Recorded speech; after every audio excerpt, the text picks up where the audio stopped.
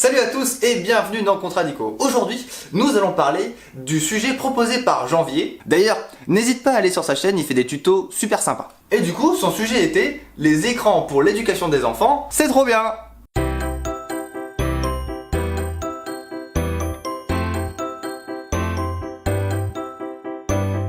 Bon, j'ai dû aller me documenter et les premières choses qu'on lit, ça provoque des troubles du sommeil, des risques de surpoids et des problèmes cardiaques.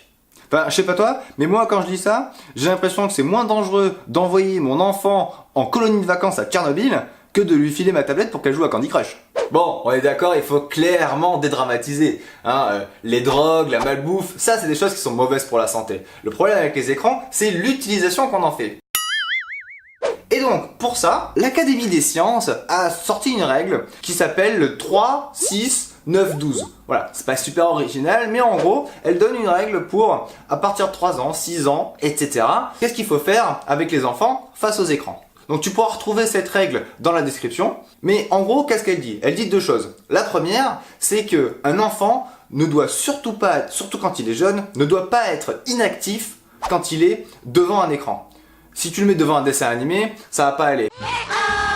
En revanche, si tu le mets devant une tablette ou un DVD interactif et que tu l'accompagnes dans cette démarche-là, même en dessous de 3 ans, c'est le format le plus proche de leur intelligence.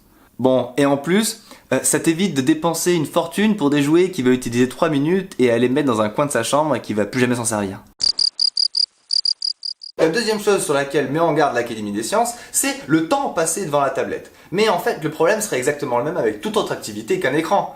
Évidemment, si votre enfant se retrouve à lire du Baudelaire toute la journée dans son canapé, il aura toujours un problème d'inactivité.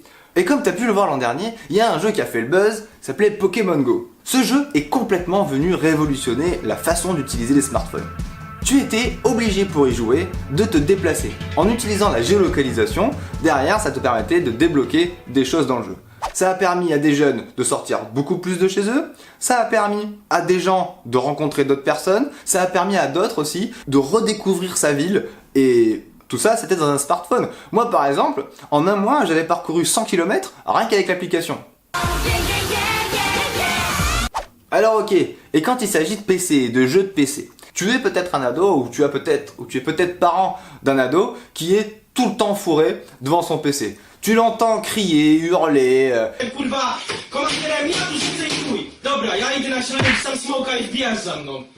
Tu sais vaguement qu'il joue à un jeu en ligne. Donc ces jeux en ligne s'appellent les MMORPG. Les MMORPG étant le nom barbare qui désigne les jeux de rôle en ligne auxquels on prend part avec d'autres compagnons virtuels. Une chose que tu ne sais peut-être pas, c'est que ces jeux-là peuvent être d'une extrême complexité. Il y a énormément de social à gérer. T'as passé le week-end sur ton ordinateur, tu ferais bien mieux de sortir et de rencontrer des gens. Je rencontre plein de gens, espèce d'attardé. Je suis logué sur un MMORPG avec plein de gens du monde entier. Je suis en contact avec mon groupe, avec TeamSpeak. Elle doit souvent communiquer en anglais, créer des événements qui vont regrouper plusieurs pays, des nationalités complètement différentes, etc., etc. Et en fait, on se rend compte que des jeunes développent avec ce genre de jeu des capacités de management qui forment aujourd'hui les plus grands chefs d'entreprise. Oh yeah! Donc, ça ne rend pas associable de jouer à des jeux en ligne, ça peut avoir des effets très bénéfiques. Et par exemple, le Nouvel Obs a proposé une interview d'un jeune de 17 ans qui a vaincu sa timidité grâce à des MMORPG. Donc les nouvelles technologies, les smartphones, les écrans, s'ils sont bien utilisés, peuvent vraiment avoir des effets bénéfiques. Voilà, j'espère que cette vidéo t'a plu.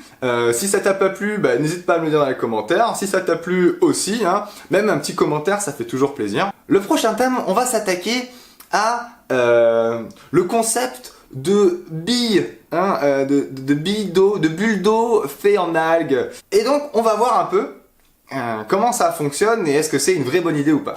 Voilà, donc si tu ne veux pas la rater, comme d'habitude, tu sais quoi faire, et tu l'as peut-être vu sur mon Facebook, mais on avait mis en jeu un t-shirt Contradico avec un super dessin de Speak. Donc si ça t'intéresse, tu peux le retrouver sur la boutique, donc tu peux te rendre sur la page de Speak qui est dans la description et aller voir la boutique et on retrouve tous les dessins de Speak floqués sur des t-shirts. Voilà, et je te dis À bientôt.